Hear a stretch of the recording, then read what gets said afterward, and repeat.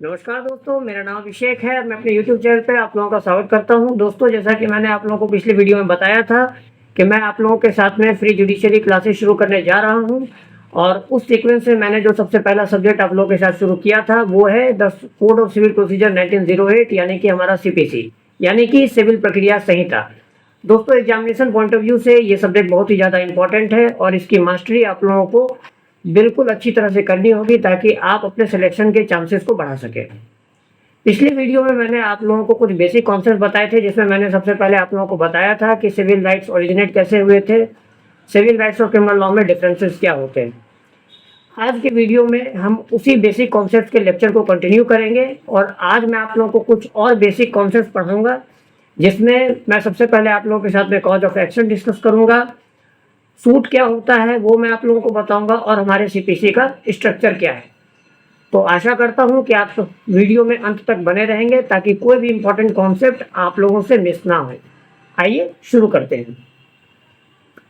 दोस्तों, जब हम कॉज ऑफ एक्शन की बात करते हैं तो अगर हम आसान शब्दों में इसको समझें तो कॉज ऑफ एक्शन के बेसिस पर ही आप कोर्ट में जाकर के रिलीफ मांग सकते हैं। ठीक है, आप प्लेंट में कॉज ऑफ एक्शन के थ्रू क्लेम करेंगे और उसी बेसिस पर अपना रिलीफ मांगेंगे। ठीक है, the term cause of action refers to the legal ground और reason that permits an individual to approach a court of law. ठीक है, it is important to note that a cause of action is not merely an isolated incident or event, it is a more intricate concept। यानी कि cause of action जो है वो सिर्फ event या incident नहीं है, ये उससे भी ज़्यादा डिटेल्ड है। क्यों डिटेल्ड है? क्योंकि कॉज ऑफ एक्शन को हम बंडल ऑफ फैक्ट्स कहते हैं, जिसे प्लेंटिफ को प्रेजेंट करना होगा और कोर्ट में प्रूफ करना होगा ताकि वो अपने क्लेम को सब्सटेंशिएट कर सके, यानी कि उस क्लेम को मांग सके। ठीक है, और इसी बात को क्लेरिफाई किया था एक लैंडमार्क जजमेंट ने, रीड वर्सेस ब्राउन। ठीक है, ये बहुत ही लैंडमार्क जजमेंट है दोस्तों, इसको आप नोट डाउन करके लिख लीजिए।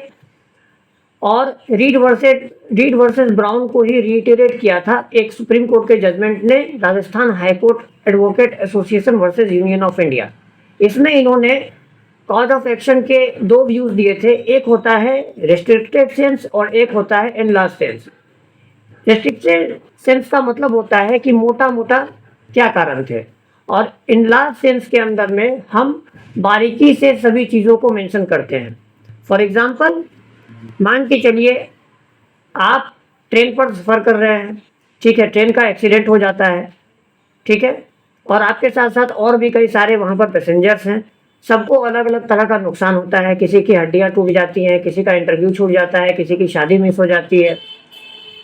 तो ऐसे क्लेम्स को जो है आपको कॉज प्लेंट के अंदर में बिल्कुल डिटेल में लिखना पड़ेगा, और इसी को हम बंडल ऑफ फैक्ट्स कहते हैं। यानी कि वो सभी सर्कमस्टांसेस जो मुझे कोर्ट में जाने के लिए मजबूर करते हैं। ठीक है, जिसके बेसिस पर मैं अपना क्लेम मांगता हूँ।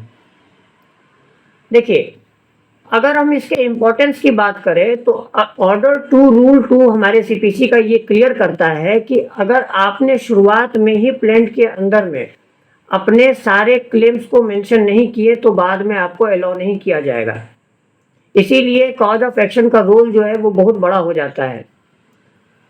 आपको अगर रेमेडी मांगनी है तो आप पहले ही मांग लेंगे, बाद में आपको अलाउ नहीं किया जाएगा। अब हम अपने अगले टॉपिक की तरफ बढ़ते हैं। हमारा अगला टॉपिक है सूट। देखिए, जब कॉज ऑफ एक्शन अराइज होता है, ठीक है, यहाँ से हम सूट इंस्टीट्यूट करते हैं। तो सूट इंस्टीट्यूट करने का एक क्रम होता है। सबसे पहले आपका एक सिविल राइट होता है। ठीक है, सिविल राइट जब आपका ऑकर होता है और जब उसको कोई बंदा इन्फ्रिंज कर देता है तो वहाँ से आपका क्लेम बनता है। ठीक है, उस क्लेम को हम कॉज ऑफ एक्शन कहते हैं और उस कॉज ऑफ एक्शन को हम प्लेंट में मेंशन करते हैं और सूट इंस्टीट्यूट करते हैं। ठीक है,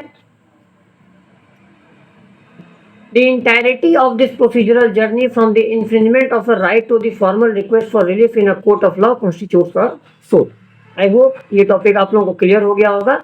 अब हम सूट्स के बेसिक एसेंशियल्स क्या होते हैं, थोड़ा सा उनके बारे में पढ़ लेते हैं। देखिए, जब हम सूट की बात करते हैं दोस्तों, तो सूट में सबसे पहले तो कॉज ऑफ एक्शन होना चाहिए जिसके बेसिस पर मैं रिलीफ मांगूंगा, ठीक है। और वो कॉज ऑफ एक्शन जो है वो किसी डिस्प्यूट से अराइज होना चाहिए, यानी कि यहाँ पर जो है दो अपोजिंग पार्टीज होना चाहिए। सिर्फ अगर एक सिंगल पार्टी है तो वहां पर आप सूट नहीं डाल सकते हैं, दो पार्टी का होना अनिवार्य है। आई होप ये टॉपिक आप लोगों को क्लियर हो गया होगा। अब देखिए, सूट के बारे में जब हम बात करते हैं तो एक सवाल ये बन करके आता है कि क्या एपिलेट प्रोसीडिंग्स भी सूट माने जाते हैं? जी हाँ, एपिलेट प्रोसीडिंग्स भी सूट माने जाते हैं, क्योंकि एपिलेट प्रोसीडिंग्स के अंदर में भी डिक्री आती है, और इसी बात को क्लियर किया था एक लैंडमार्क जजमेंट ने। ये लैंडमार्क जजमेंट है हंसराज गुप्ता केस, ठीक है। और इसी में इन्होंने कहा था कि according to section 26 CPC a suit में be instituted through a plaint. लेकिन क्या सूट सिर्फ प्लेट से ही इंस्टीट्यूट किया जा सकता है? नहीं।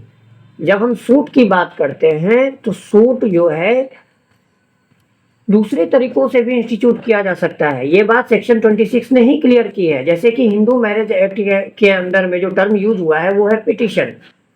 पिटिशन जब हम डालते हैं तो उसके थ्रू भी सूट जो है वो इंस्टीट्यूट किया जा सकता है। देखिए, अब हम सीपीसी का एक छोटा सा ओवरव्यू लेंगे, और सबसे पहले सीपीसी के नाम को अगर हम पढ़े तो उसमें लिखा हुआ है the code of civil procedure, यानी कि कोड।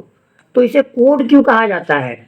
देखिए, जब हम कोड का एक सामान्य डेफिनेशन लें तो कोड वैसे लेजिस्लेशन को कहा जाता है जहां पर आप मल्टीफेरियस थिंग्स को, यानी कई सारे टॉपिक्स को एक ही लेजिस्लेशन के अंदर में ला करके रख देते हैं।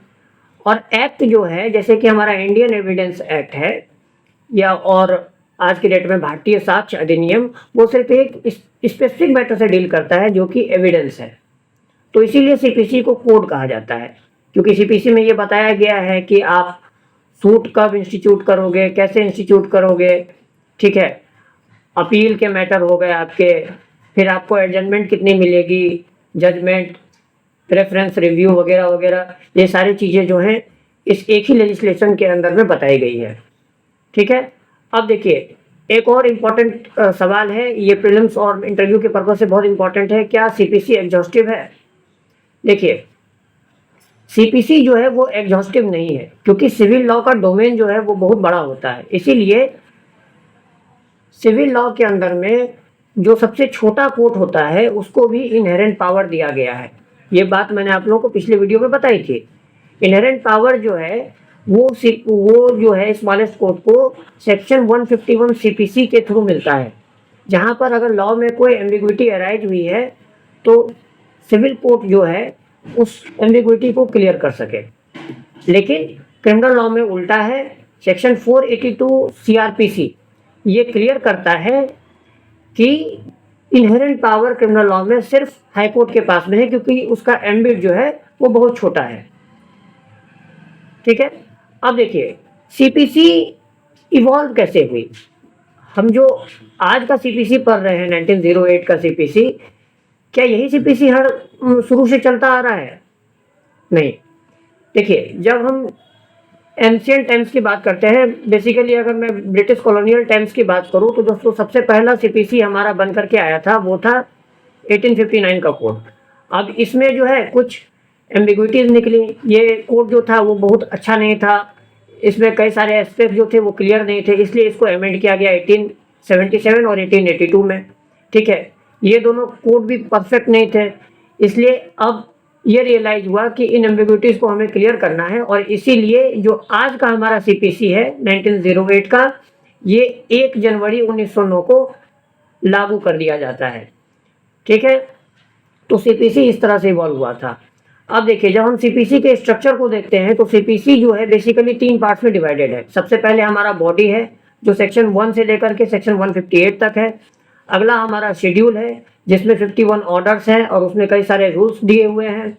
लास्ट पार्ट है हमारा अपेंडिसेस, जो A to H में मेंशन किया गया है। Appendices are basically formats of legal documents, ठीक है। जब हम बॉडी की बात करते हैं तो बॉडी जो है वो मेन सीपीसी है, दे आर सीपीसी पर से।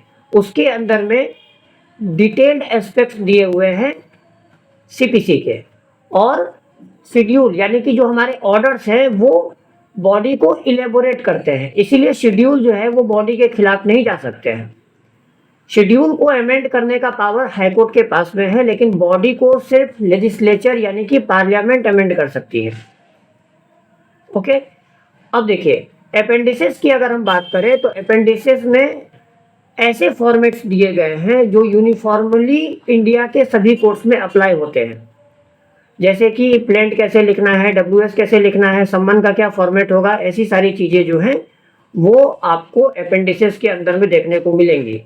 तो आज की वीडियो में बस इतना ही। अगर ये कंटेंट आप लोगों को पसंद आया तो प्लीज़ मेरे चैनल को सब्सक्राइब करें, नोटिफिकेशन बेल आइकन जरूर दबाएं, ताकि कोई भी वीडियो मैं अगर अपलोड करूं तो उसकी जानकारी आप लोगों को जल्द से जल्द मिल सके। बने रहिए मेरे चैनल के साथ में, तब तक के लिए धन्यवाद।